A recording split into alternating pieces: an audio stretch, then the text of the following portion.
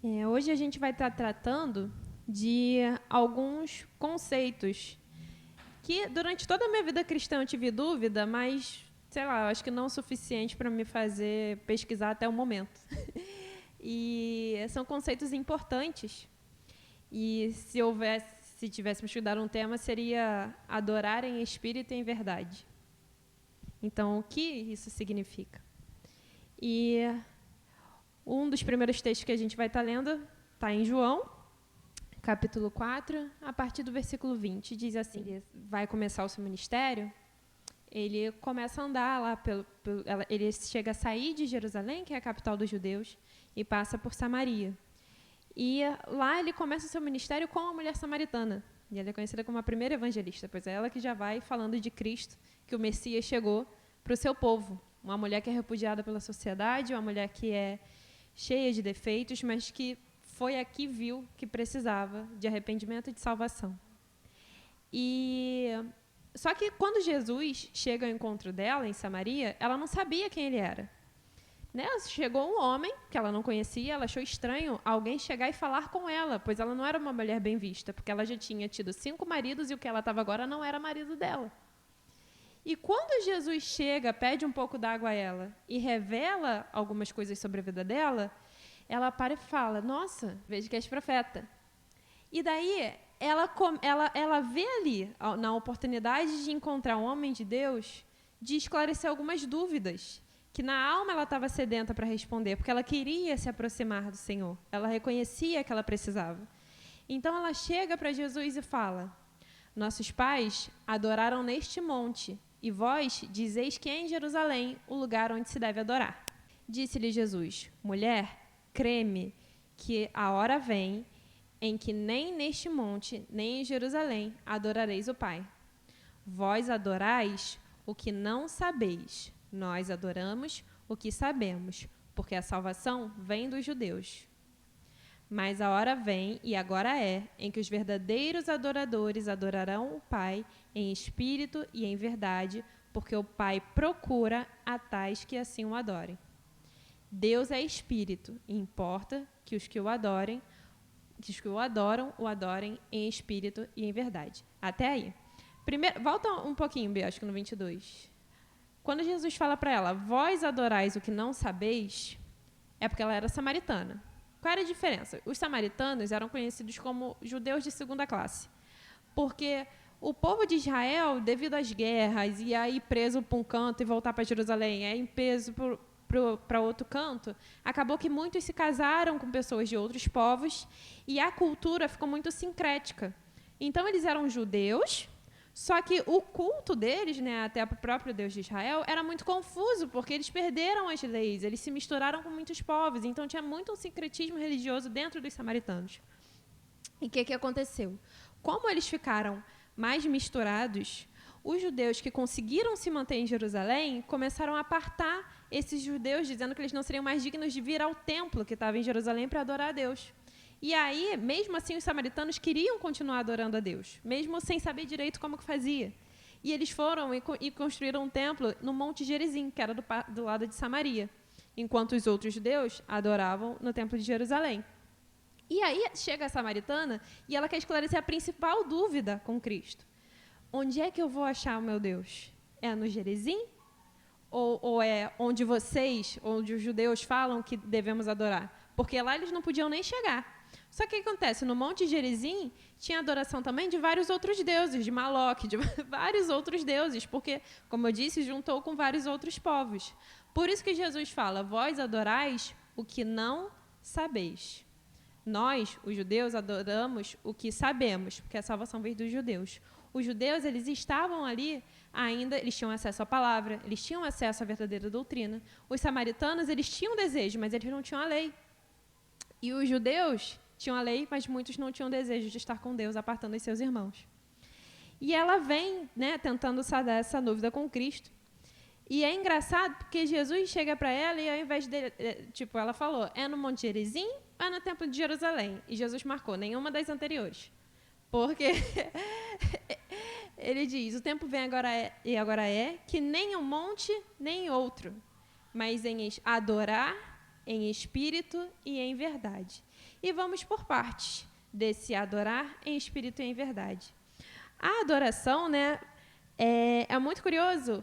Alguém sabe onde foi a primeira vez que a palavra adoração surgiu na Bíblia?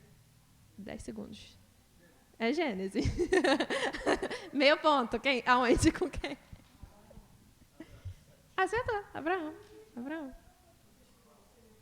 Ele leu. Então, esse é legal. A gente vai abrir agora em Gênesis, capítulo 22, e vamos ler a partir do versículo 1. Vamos por partes, né, do que é o adorar, depois o em espírito e depois em verdade. Antes de começar a leitura, é importante a gente já chegar separando adoração de louvor, né? Louvor, o significado da palavra em si, significa prestar elogios. Tanto que é um atributo, é uma atividade, um ato, uma ação, que a gente pode empregar a outras pessoas, né? Tanto que Deus mesmo fala, a mulher virtuosa, essa será louvada. Né? A gente consegue louvar outras pessoas, sem ser de uma forma pecaminosa, digamos assim. A gente não está entregando o que é devido unicamente a Deus a outras pessoas. Não, é algo, assim como o amor, a gente atribui a Deus e também às outras pessoas. Mas o louvor significa prestar elogios. E não necessariamente isso vem através de música. Né? Nós podemos prestar elogios a Deus em conversas, em atitudes, em pensamentos, em frases, e de várias formas, através de arte, através de várias coisas. E já a adoração, o termo em hebraico significa prostrar-se em terra. E a gente vai ver aqui quando foi a primeira vez que esse termo foi empregado, né?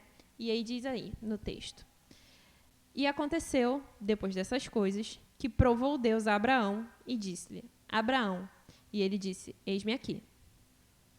E disse: toma agora o teu filho, o teu único filho, Isaque, a quem amas, e vai-te à terra de Moriá, e oferece-o ali em holocausto, sobre uma das montanhas que eu te direi.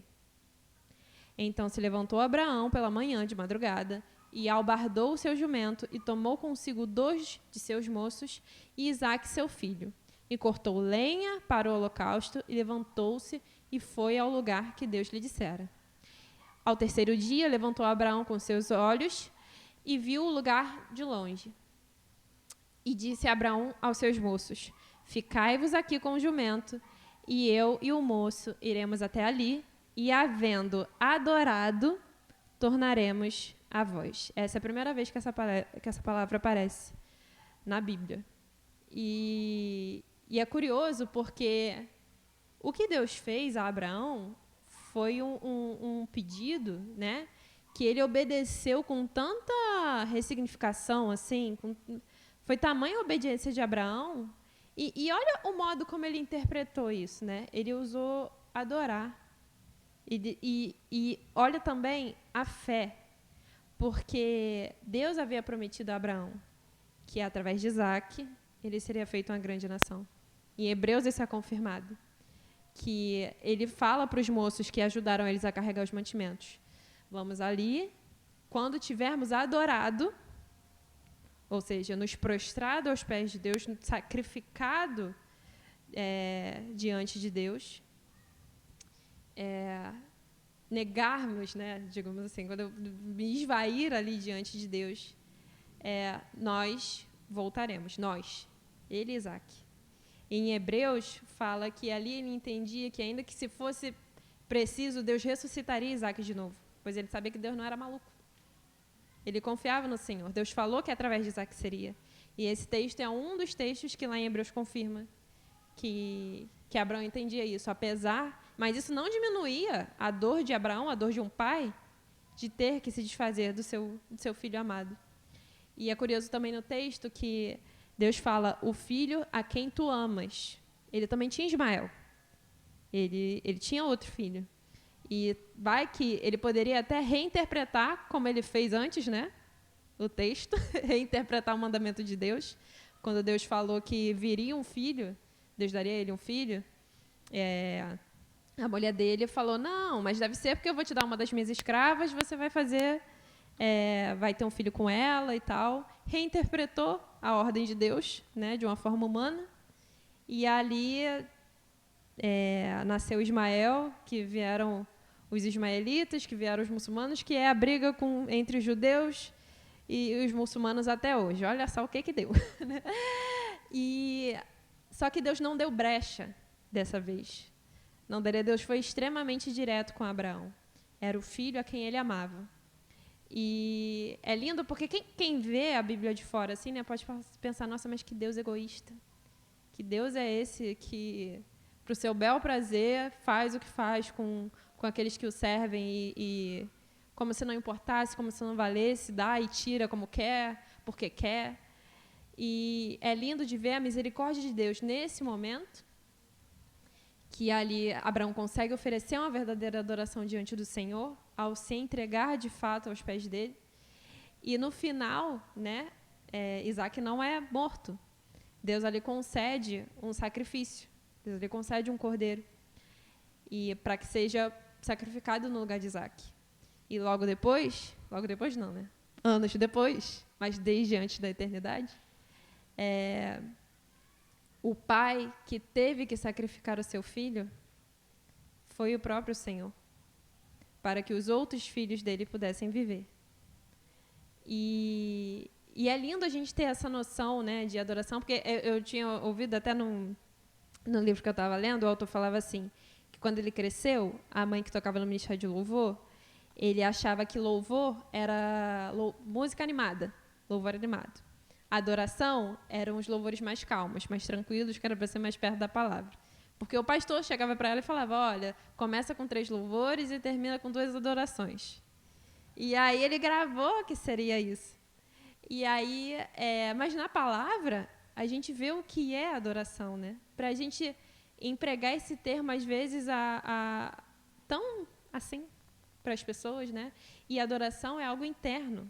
É algo que aceita o fato de você obedecer a Deus, entendendo o seu papel de servo, entendendo que você é menor. E ressignificando ali, né, o que de fato importa na sua vida. Então, adoração significa prostrar-se em terra e também seria o reconhecimento consciente da superioridade de Deus sobre a nossa condição de servos de sua vontade. É dobrar-se diante da vontade de Deus, dizer sim aos mandamentos e calar a nossa ganância e cobiça, ato pelo qual se confessa, sou menor. E é muito lindo isso, porque às vezes a gente atribui, adorador, às vezes é quem canta bem, né? Nossa, você adora tão lindo, mas não tem como a gente saber como é que a pessoa adora. Né? Nem temos, muitas vezes, o direito de nos intitularmos adoradores. Porque, veja, Deus procura. Se Ele procura, é porque não é fácil de achar. E é algo extremamente interno.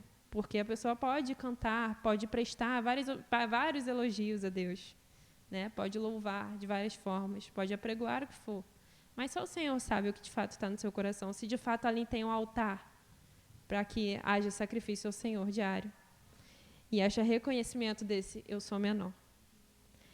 E um verdadeiro adorador, essa foi uma reflexão que o autor também faz, que eu achei muito bonitinha, mas um verdadeiro adorador, no final de seus dias, quando ele olha para trás, ele não vê o tanto de música que ele cantou. Ele não vê o tanto de pulo, ou glória a Deus que ele deu.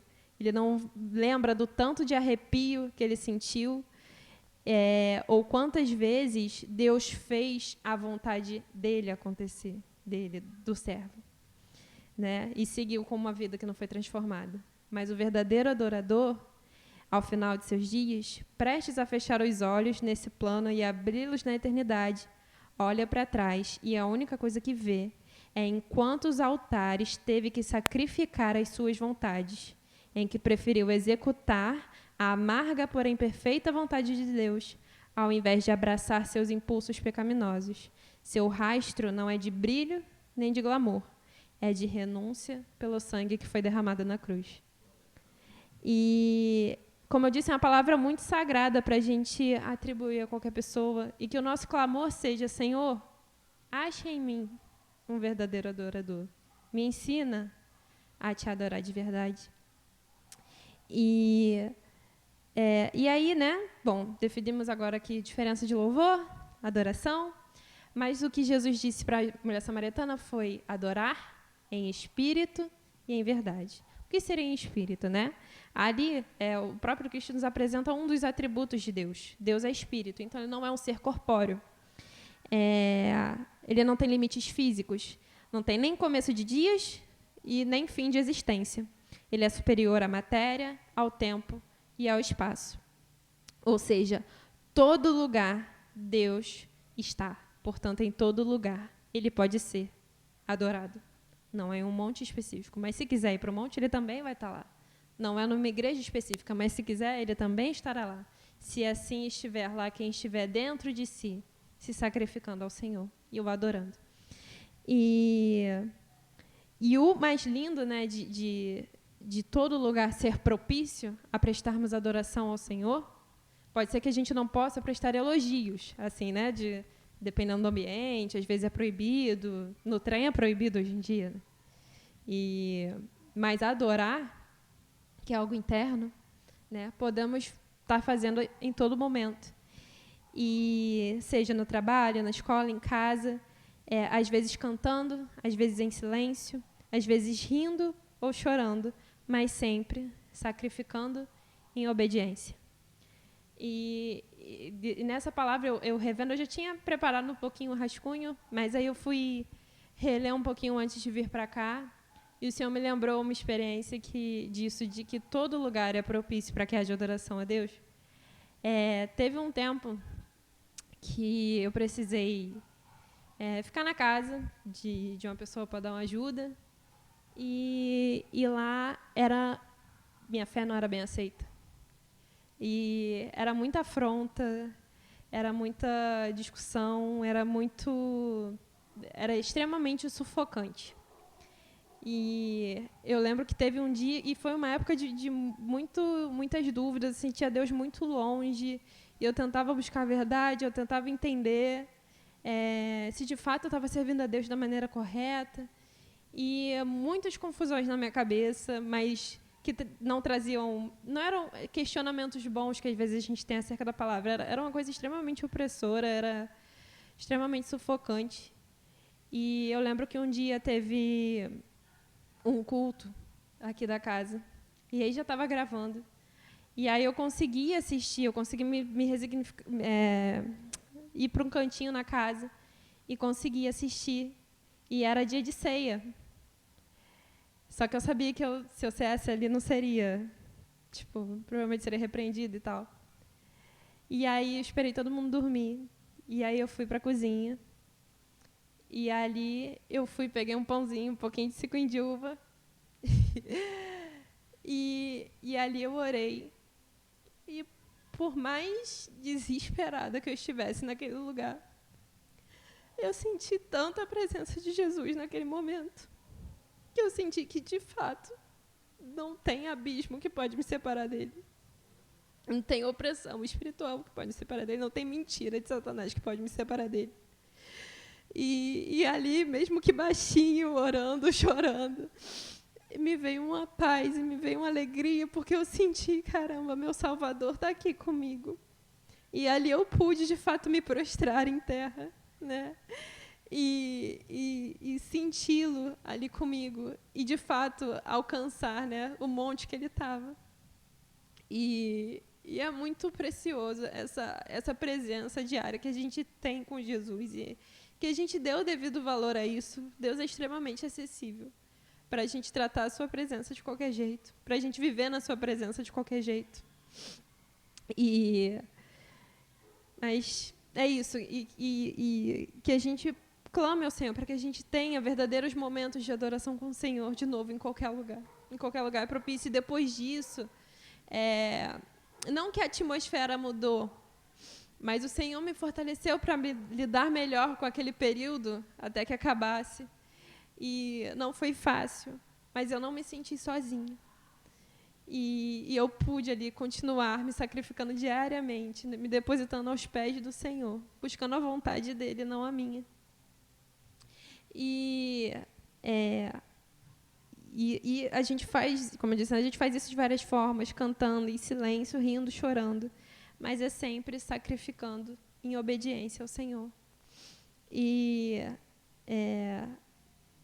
agora, né, fechamos o em espírito, e agora vamos para o em verdade. E em verdade, a gente vai lembrar do texto que está lá em João, capítulo 17, versículo 17. Mas outro versículo que também fala do que é a verdade, né? Porque Deus pede para que a gente adore em espírito e em verdade. O próprio Cristo fala, eu sou a verdade. Eu sou o caminho, a verdade e a vida. E outro texto muito bom é quando Jesus está intercedendo por nós e ele fala, Pai, santifica-os na tua verdade. A tua palavra é a verdade. Ou seja, a nossa adoração, o fato de nos prostrarmos aos pés do Senhor, tem que ser condizente também com uma vida obediente à sua palavra. A gente não faz, Deus não deixou, 66 livros, para vivermos de forma ignorante acerca da verdade dele, que nos traz vida, que nos traz consolo, que nos traz respostas, que nos traz segurança e salvação, através do Espírito de Deus. E, para terminar, Salmos 43, versículo 3. Envia a tua luz e a tua verdade para que me guiem e me levem ao teu santo monte e aos teus tabernáculos. Para que a tua palavra me guie num caminho, que é o próprio Cristo, que também é a palavra, onde é favorável acontecer a adoração, onde é favorável é o caminho que me permite adorar a Deus como convém, em obediência, em temor, em consolo, seja rindo, seja chorando. Até o último dia das minhas vidas, das nossas vidas, das minhas vidas, não, da minha vida, das nossas vidas. E é isso, irmãos, que eu tinha para trazer hoje. Espero que tenha ficado um pouquinho mais claro esses conceitos e que a gente tenha a noção de que o viver para Deus é muito além de aparências, de Deus satisfazer as nossas vontades, mas é um plano eterno muito melhor, pois vamos viver a eternidade com esse Deus maravilhoso. E se a eternidade é prosseguir em conhecer a Ele, nós já temos que pegar esse gosto aqui na Terra. Então, que pelo Seu Espírito a gente seja fortificado, consolado, refrigerado, amadurecido na palavra, conscientes do que estamos fazendo, conscientes da nossa adoração, e que Ele ache em nós verdadeiros adoradores. Amém?